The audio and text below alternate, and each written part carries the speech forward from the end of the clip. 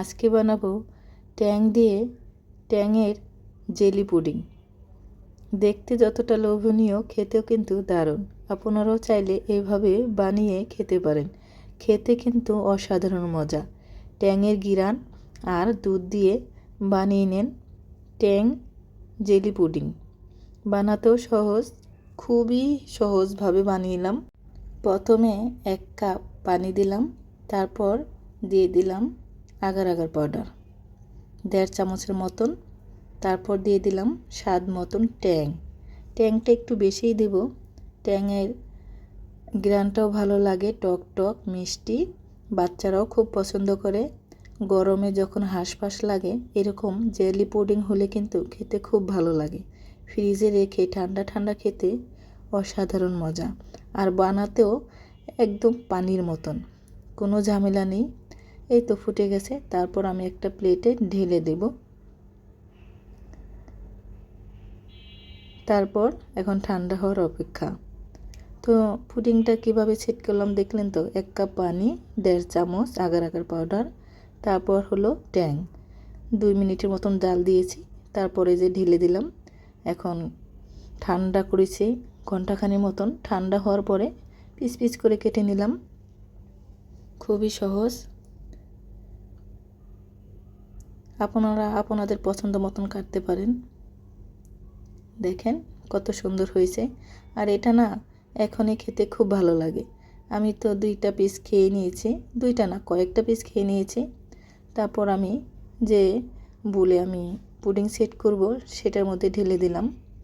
আচ্ছা বলি, আমার কণ্ঠটা এমন কেন? আমার না ঠান্ডা লাগছে আর গলাটাও বেশ বসে গেছে, তার জন্য কণ্ঠটা এমন লাগছে। প্লিজ কষ্ট করে দেখে নেবেন। তারপর 2 কাপ দুধ দিলাম, তারপর চিনি দিলাম স্বাদ মতন চিনি, তারপর আবারও আগার আগার পাউডার ঢেলে দিচ্ছি 1 চামচ, তারপর 1.5 চামচ, মানে পরে হাফ চামচ। প্রথম 1 চামচ, পরে হাফ চামচ, মোট হলো 1.5 চামচ। আর হ্যাঁ, আগার আগার পাউডার দেওয়ার আগে চুলা কিন্তু অন করবেন না। আগার আগার পাউডার দিয়ে সব কিছু মিশিয়ে তারপর চুলাটা জ্বালিয়ে দিবেন, তা না হলে কিন্তু জমাট বেঁধে যাবে তাড়াতাড়ি। আগে সব সময় কি করবেন, আগার আগার পাউডার দিয়ে ভালো করে মিশিয়ে তারপর চুলাটা জ্বালিয়ে দিবেন। 2 থেকে 3 মিনিট বা 5 মিনিট ফুটিয়ে নিলে হয়ে যাবে। হয়ে গেল। আমি সবগুলো ট্যাংয়ের কিউবগুলি দিয়ে দিলাম, ভালো করে একটু মিশিয়ে দিলাম, উপর নিচ করে দিলাম। এখন ঠান্ডা হওয়ার অপেক্ষা। 2 ঘন্টা পরে ঠান্ডা করে তারপর একটু ফ্রিজে রেখে দিয়েছিলাম। ঠান্ডা ঠান্ডা খেতে কিন্তু খুব ভালো লাগে। এখন আমি ঢেলে নিচ্ছি, একটু সাবধানে, তা না হলে কিন্তু মাঝখানটা ভেঙে টেঙে যেতে পারে। হয়ে গেল, দেখেন কত সুন্দর হয়েছে। এখানে কিন্তু ঘন দুধ দেওয়া হয়েছে আর খেতেও দারুণ হয়েছে।